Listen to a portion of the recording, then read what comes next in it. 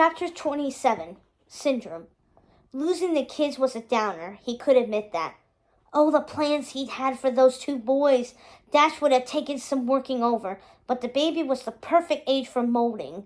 Give him a year somewhere tropical with no television sets, and he'd have those kids convinced their parents and sister were the villains and he was their savior. But some dreams have to die. Destroying Mr. Incredible was more important.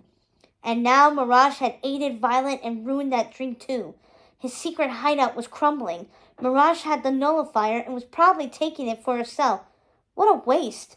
He could scream. He could monologue, or he could get out of there and regroup. Find another way to destroy this family. Because, he would destroy them. He wasn't done. You won't get away with this, he shouted as he flew across the room. I will find you again. I'll take your kids, he declared to Mr. So-Called Incredible. I will get your powers. I will. I'll destroy you, he claimed as he grabbed hold of the helicopter door and dived inside. He was almost at the control panel when he felt the blast. Violet was shooting force fields at him. He had taught her too well.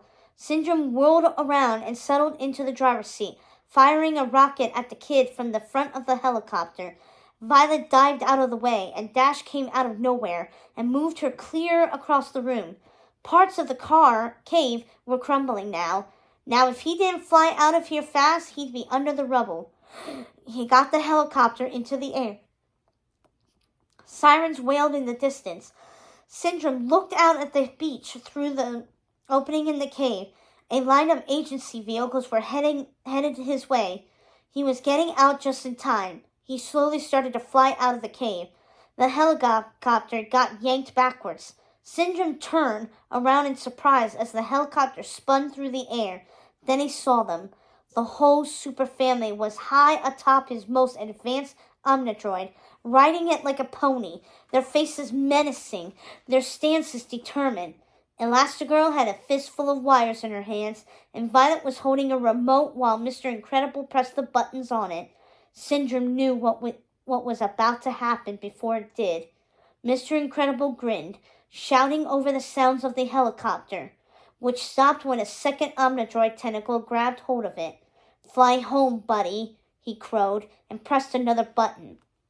The tentacle flung the helicopter into the air, knocking Syndrome from the chair and sending him flying into the back of the cockpit. He knew he should have tried to hit something on his wrist or shouted out to Mr. Incredible. You can't think of a better line all these years later, he'd have said, but it was too late. All he could do was scream as the helicopter spun and tumbled into the sea.